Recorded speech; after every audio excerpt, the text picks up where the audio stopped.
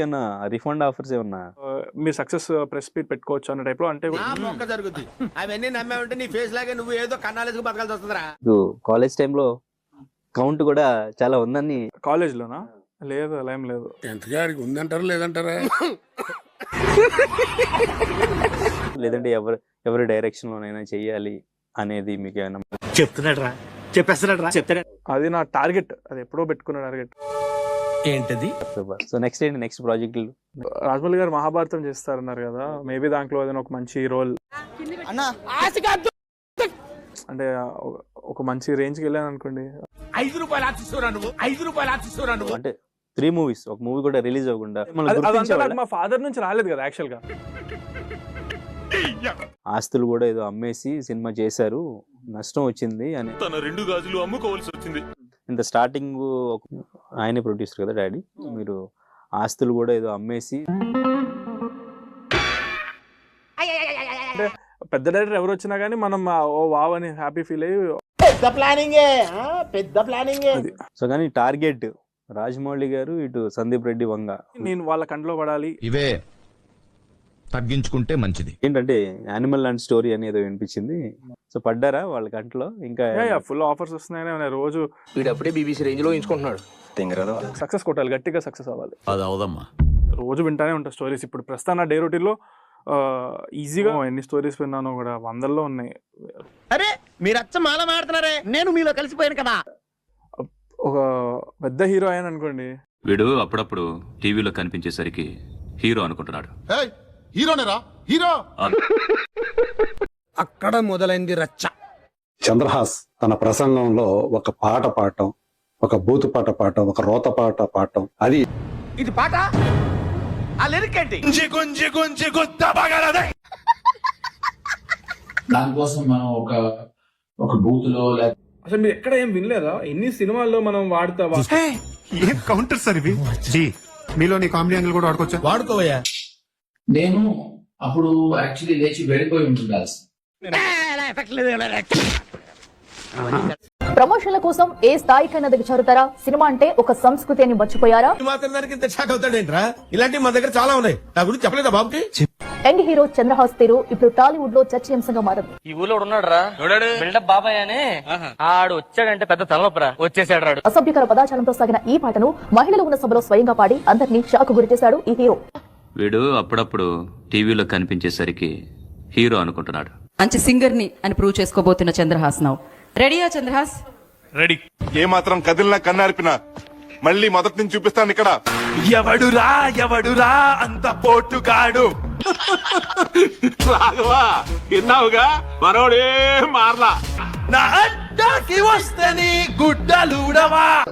ఈ జపాగాళ్ళు నిజంగా అరే ఎప్పుడు బాగుపడతారా మీరు? ఈ అక్క కోడితే మొక్కలు గలి రక్తం వస్తుంది. అమ్మాయి ఏం టార్చర్. గుంజి గుంజి గుంజి గుంజి గుంజి గుంజి గుద్ద పగలద. ఏమిటండి మీరు మాట్లాడేది? గుంజి గుంజి గుంజి గుంజి గుంజి గుంజి గుద్ద పగలద.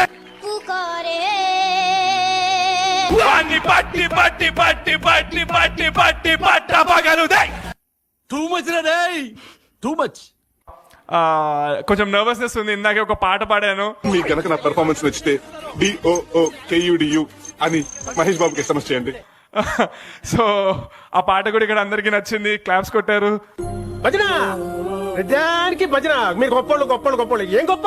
దేని గొప్ప? సినిమాలో లిరిక్స్ అవి ఉండవు, ఇవి మన ఓన్ లిరిక్స్. ఎన్నిసార్లు చెప్పినా నీకు బుద్ధి రాదట్రా. కర్మ కర్మ కర్మరా. My heroine miss West Bengal, ఆ తర్వాత మిస్ ఇండియా ఫైనలిస్ట్. ఈ రోజుల్లో ఆడపిల్లల టేస్ట్ పూర్తిగా పడిపోయిందయ్యా. True sir. You will definitely become biggest heroine. అబ్బా, రొమాంటిక్ యాంగర్ కూడానా?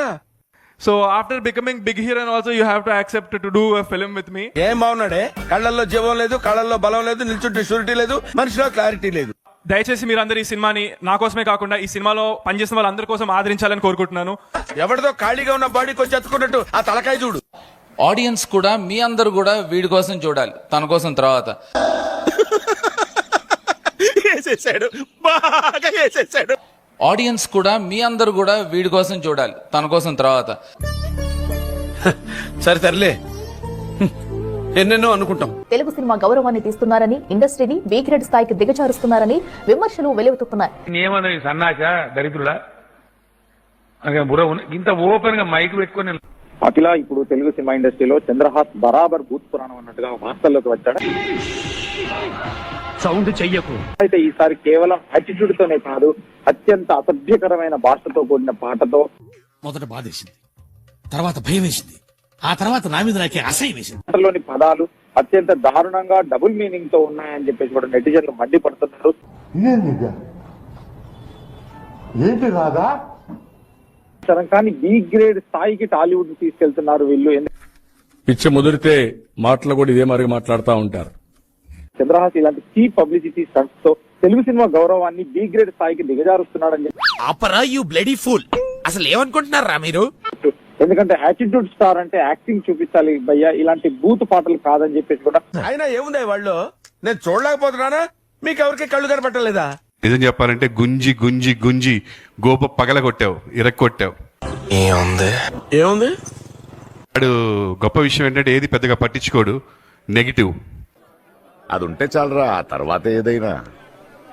సో ఎన్ని నెగిటివ్స్ వచ్చినా పక్కన పెట్టేసేసి ఒక పాజిటివ్ గా ముందుకెళ్తున్నాడు లైఫ్ లో.